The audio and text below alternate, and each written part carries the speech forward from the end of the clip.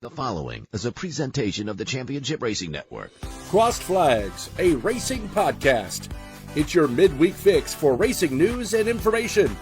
Brought to you by the Championship Racing Network.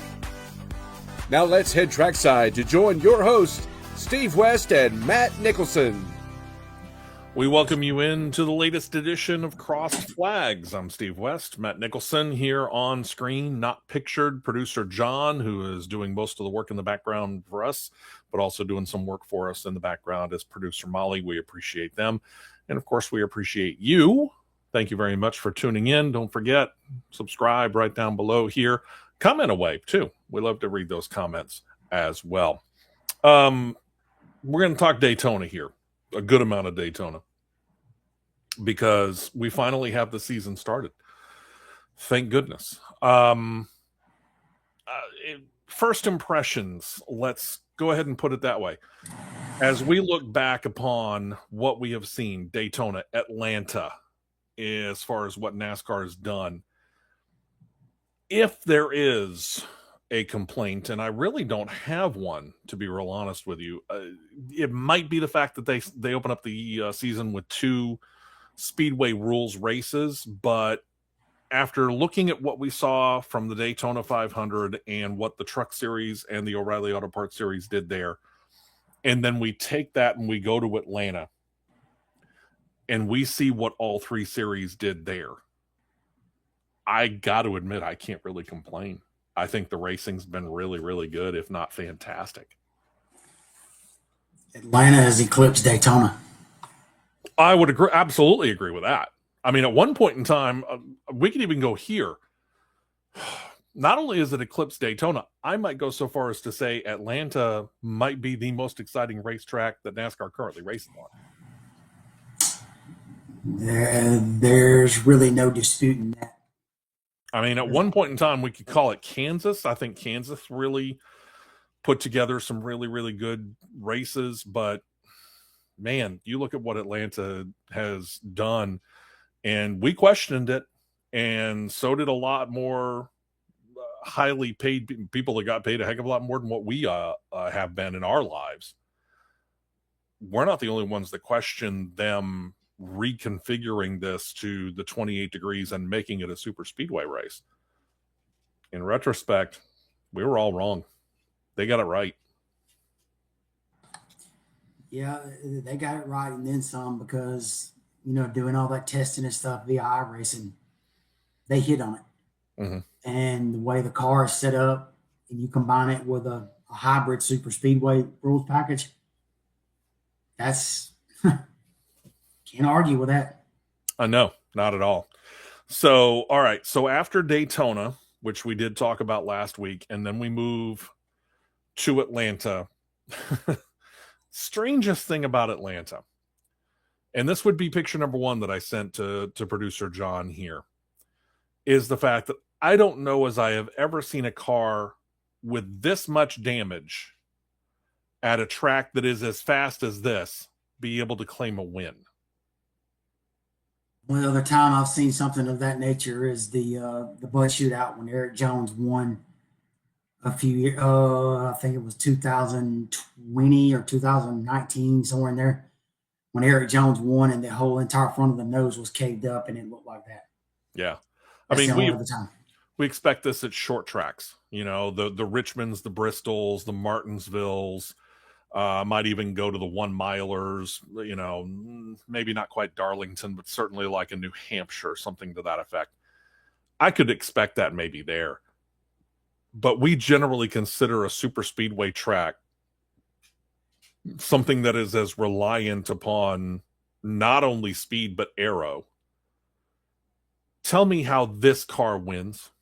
And I get it. It was only a 2-lap shootout, but still, tell me how that car beats all the other cars with all the fenders and really not anywhere near as many dings and dents, much less the missing of it. Tell me how that car wins. It's all about how you use the air. Okay. If you use that air right, that can be a moot point if you use the air right and use the slipstream and use the pull. Okay. Because where he's standing in front of the nose of the car, the nose actually comes around and it conforms back like it's coming around into the front quarter panel form. Okay. And the hood lays over the top just enough to where the way the air is moving over the car.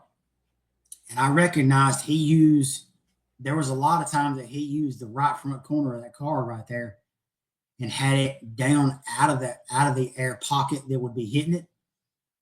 And that's what got him up to the front so fast. But to me, this was a classic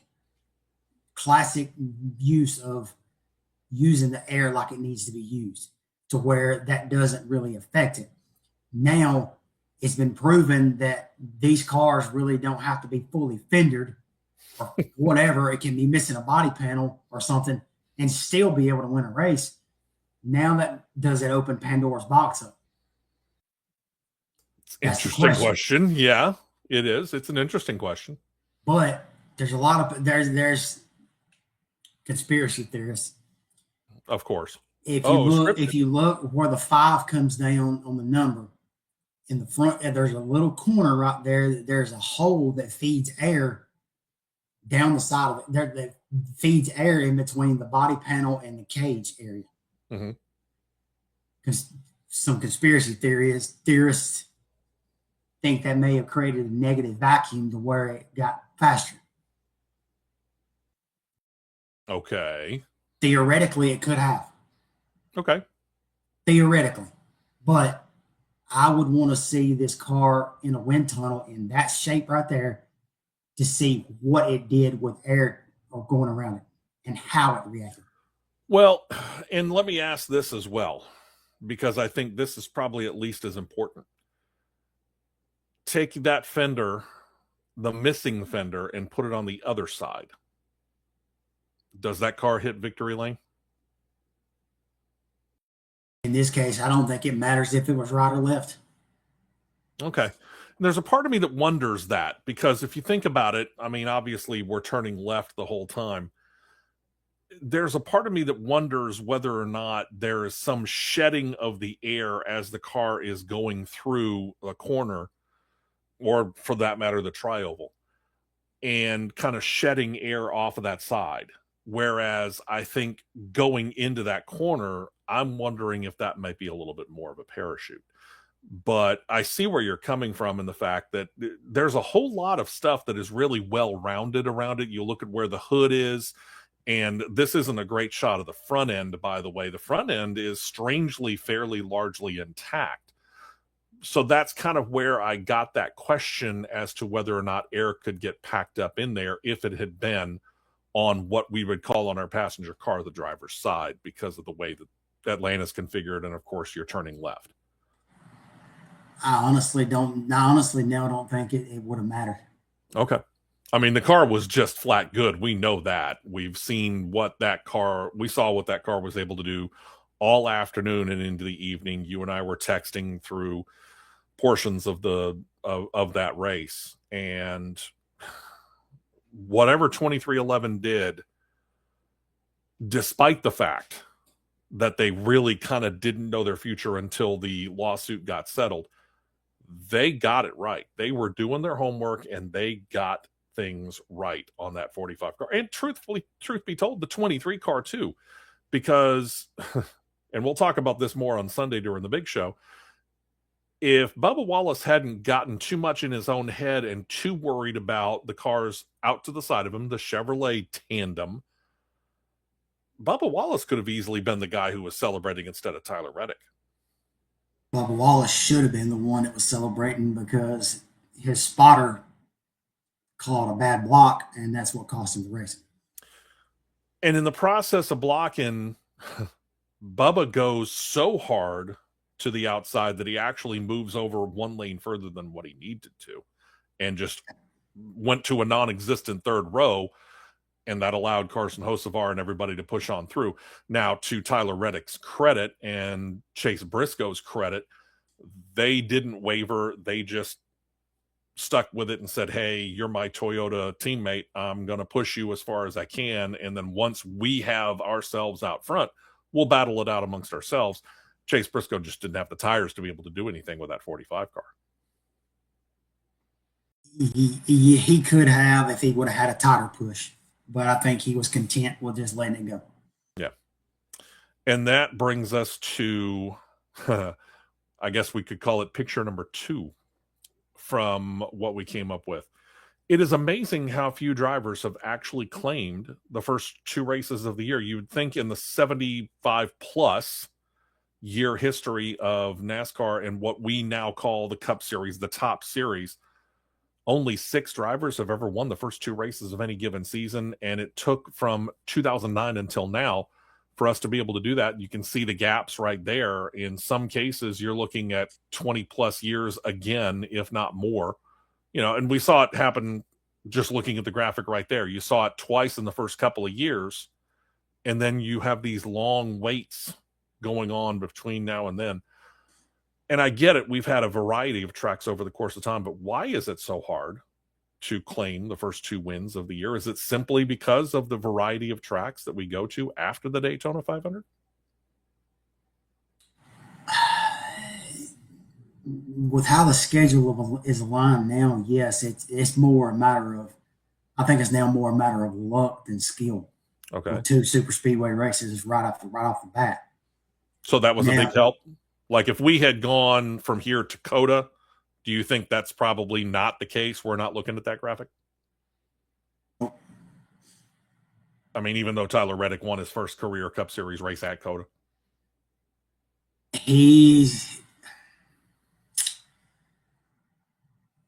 I'm with who the level of competition is now with road course races. I'm gonna say it's 50-50, but 50 no, 50 yes instead of 50 yes, 50 no. For you, it's more like 50.1% for the no. Yeah, 50.1 to 49.9. Yeah, gotcha. It makes sense. Yes, even though he's good at Coda, mm-hmm. and there is a realistic chance that he could go 3 for 3, which has never happened in the history of the Cup Series. He could go 3 for 3, which I highly doubt is going to happen because I'm fully anticipating it being the Trackhouse show this weekend. Oh, you and me both. But with how the level of competition is now today, it's hard to say. It's really hard to say. Have we evened things up a little bit more? Is there such a thing as parity right now? Or is this just one of those kind of weird anomaly situations and we're about to start seeing, maybe once we get past Coda, the Joe Gibbs Racings, the Hendrick Motorsports, and the Team Penske's begin to come to the forefront, kind of like what we saw last year, late in the year? Again, I'm going to say I'm 50.1 to 49.9. It's hard to say because even though there was a fair amount of attrition Sunday, mm-hmm. I was kind of surprised, but in a way I really wasn't, to see Spire flying the Chevrolet flag at Atlanta. Because 2 of the 3 Spire cars were up front the last 30 laps and were holding their ground. Trackhouse as well. Yeah. Yeah, that's true. I mean, SVG, we've talked about it. You and I kept thinking, wait for that moment. Wait for that time when things start to click on the oval tracks for somebody like an SVG. Top 10s in Atlanta. A really good showing in the Daytona 500. Very, very good showing in Atlanta. If he would have stayed locked on Ross like he should have, he'd have top 5. Yeah. Easy. Carson Hocevar. You and I were... Let's deal with this whole quote-unquote Hurricane Hocevar situation too. Yeah, Carson Hocevar, since he's been in the series, has ruffled feathers. But he's starting to get there. He's starting to be a much more well-rounded driver, at least from the way that I'm looking at things. In that last situation where Christopher Bell I think he called it one of, if not the dumbest moves that he's ever seen in his life. I'm sorry, I can't blame Carson Hocevar for what happened in that situation. You really can't, because when it's that late in the race, and when the pay windows open up, you've got to take a hole when it's there. The hole opened up. Yeah. And Ross was shoving him. Yeah, that's the key right there. You and I talked about that one car shoving Carson Hocevar's 77. Ross was shoving him. But in that sense right there, I've got to put it 50% on Bell, 50% on Tab Boyd. Okay. Because Bell's instinct, he probably heard Hocevar coming on his left side. I would bet. He probably heard him. In natural instinct, he probably reacted to go back down and fill the hole. But too late. Tab Boyd should have told him, he's there. Hold your ground. Mm-hmm. Because there was a third lane that was going to form, and Bell would have had help. Oh, sure. Yeah. This is, well, all right, let's do the comparison here. This is somewhat similar to the Daytona 500 at the end. You and I talked about the fact that Brad Keselowski had one heck of a head of steam coming out on the outside row as they were heading into the tri-oval going on that final lap of the Daytona 500. If Riley Earpst in that 35 car had made that move a split second earlier, we might have been talking about Riley Earpst being your Daytona 500 champion. Instead, it was just a hair too late for Christopher Bell. Same situation, or is this totally different? Totally different. Okay, how? Totally different because you don't have a massive run. This is not a massive run like Riley Earpst had. Okay. In my opinion. You're coming up through the gears and you're getting your bearings about you to make this last run to the checkers. And you have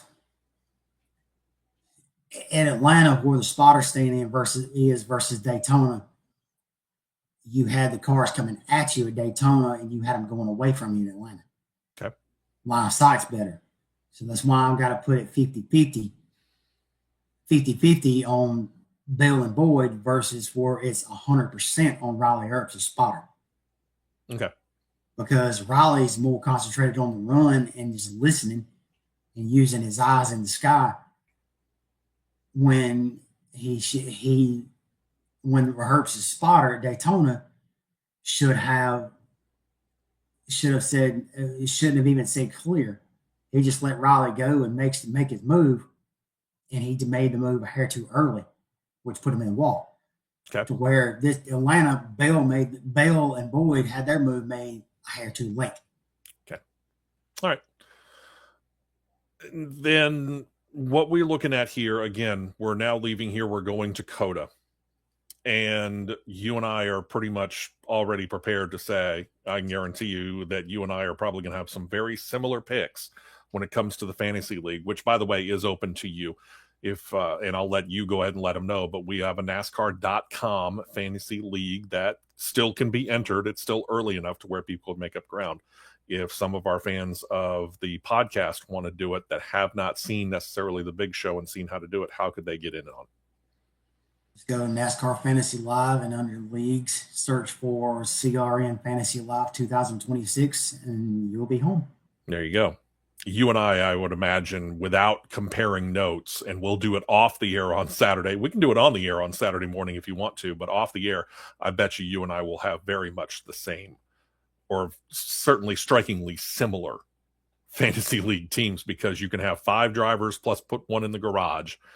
I would imagine 4 out of the 6 slots will probably be the same. I'll put it that way. Maybe more. Likely. All right. Here's the other main thing that I want to talk about. We are going to talk about the Craftsman Truck Series lineup, but I want to talk about one more thing. So we showed you a moment ago a graphic that appeared on the broadcast talking about the 6 now drivers who have won the first 2 races of the season. Earlier on in stage 3, the final stage at Atlanta Motor Speedway, they did what Fox should do, which is they promoted the upcoming weekend, shall we say. And the upcoming weekend is very, very different from what we have seen in the past, because the first 2 weekends of the year, NASCAR was pretty much all by itself. Yeah, Formula E was running in Jeddah, Saudi Arabia, and then Daytona took center stage once again. But in this case, we have IndyCar starting their 2026 season. So, producer John, would you please put this graphic up? I couldn't resist showing this. Note that all 3 of these are on the main network, which kudos to the Fox network for doing this. Truck Series race will be on Fox on Saturday because they're running on the street course in St. Petersburg. Why can't we put the Xfinity / O'Reilly Auto Parts Series race on there? Well, of course, the CW has the rights to that. So no, we can't do that. CW will be airing the O'Reilly Auto Parts Series from Circuit of the Americas. Then you go to Sunday. IndyCar race, St. Petersburg, Fox, Cup Series race, COTA, Fox, back to back. They're effectively going to go from the coverage at St. Petersburg straight out to COTA, unless things just go ridiculously fast. And even then, I think they'll probably go post-race from Indy to pre-race from Cup. Tell me, don't tell me that, let me put it, this is a better way to put it. Don't tell me that they couldn't have figured out a way, Fox, to get not only all your races on the IndyCar series on the main network, but all of the Cup Series races on Fox. Because if they can work out the scheduling well enough to be able to do it once, they can do it throughout the course of the Fox portion of the Cup Series schedule. Yep, this proves it right here. Simply put, it proves that it can be done. So there's really no excuse. Agreed. Yeah, and I will say this for Fox. As opposed to last year, where only 4 of their 14 races appeared on the main network, they at least upped to 6 this year.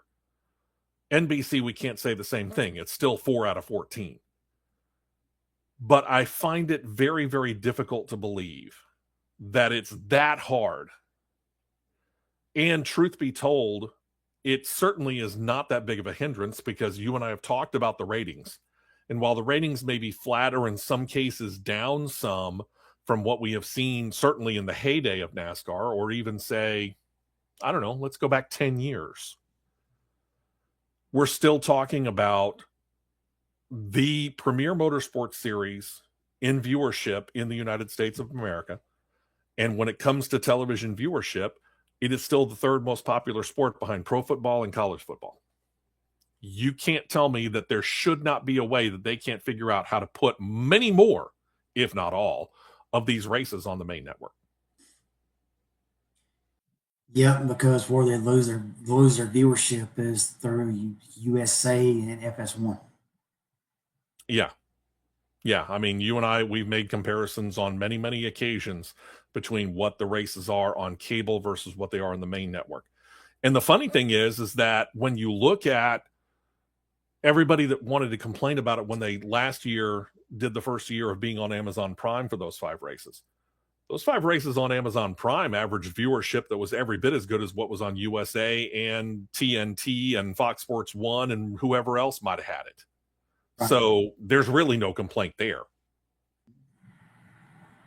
None at all. But, None at all. You know, when Fox and NBC are spending as much money as they are, and what else are you running? Okay, Fox, yes, you've got IndyCar. Again, we go back to it. We just proved you can figure out a way, if you work with Roger Penske and you work with the France family, Ben Kennedy specifically probably, you should be able to figure out a way to schedule both of these races to the point where you can air them back to back and get them both in on a Sunday and put them both on the main network. What else are you going to air? Bowling? Wrestling? What? What are you airing? Golf? Give me a break. Fox has aired crazier things before.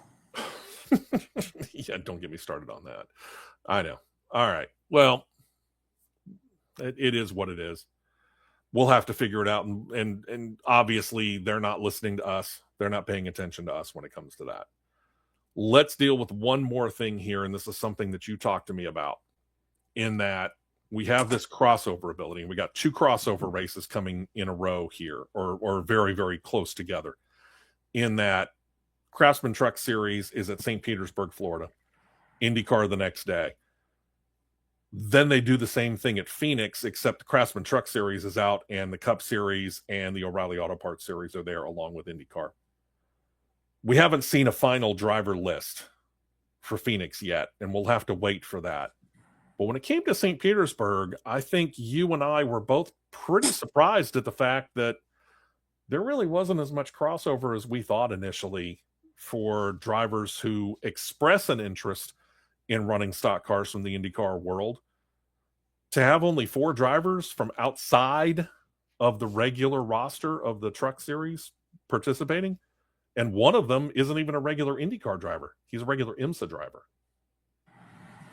I mean, yeah, you got the crossover was, well, like I said, it was pretty minimal.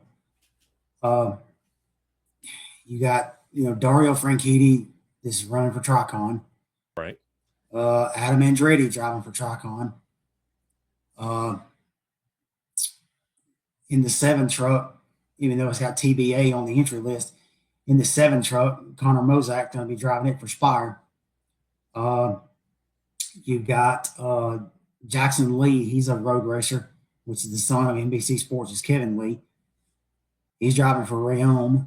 All-Star Colleague truck is Colin Brown. You got another road racer that's driving the 62 for Halmar Friesen, Wesley Slimp. Driving the 76 truck for Spencer Boyd is the MX5 racer Nathan Nicholson. James Hinch, not a relation to you. No, I wish. And James Hinchcliffe is going to drive the 77 truck for Spire. So it was kind of at a pretty well minimal amount of what I thought it was going to be. Do we expect anything more potentially and when we get to Phoenix, or is it probably even going to be less because those IndyCar guys are going to be concentrating on their IndyCar ride for that weekend? The trucks are not going to Phoenix first race. I understand that. But, O'Reilly Auto Parts, could there be one would think that, there's a few star cars that are available on the O'Reilly Auto Parts side. I'm going to say it's a possibility. Okay. But probably less than what we're seeing even this weekend when it comes to Truck Series crossover? I would say possibly, maybe equal. Okay. Be interesting to watch, to see. Either way, going to be fun. And the fact that the Truck Series get one of the rare opportunities to find themselves on the main network. It's a good call on their part. Congratulations to Fox. You're making a good move, at least here. Again, only 6 of the 14 races not on the main network. I still question that. Well, we're going to take a couple of days break here. We've got a big show prepared for this weekend. Once again, 8 a.m. to 10 a.m. is the time. 9 a.m. Eastern, 8 a.m. Central Time, 2 full hours. Make sure you join us then. You can find us, of course, from anywhere in the country. All you got to do is be on CRN Live on YouTube. Make the search. Make sure you subscribe and everything there if you have not already. And tell your friends if you have. And we thank you very much for checking us out. Thanks to producer Molly and producer John. My thanks to Matt Nicholson. I'm Steve West. We will be back this Saturday with another edition of The Big Show. And, of course, next week right here for another edition of Crossed Flags.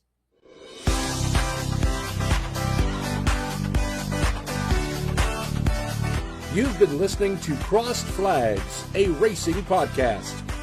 For more content like this, subscribe to CRN Live on YouTube, and you'll be set to catch the 2-hour live show every Saturday morning at 9 Eastern, 8 Central.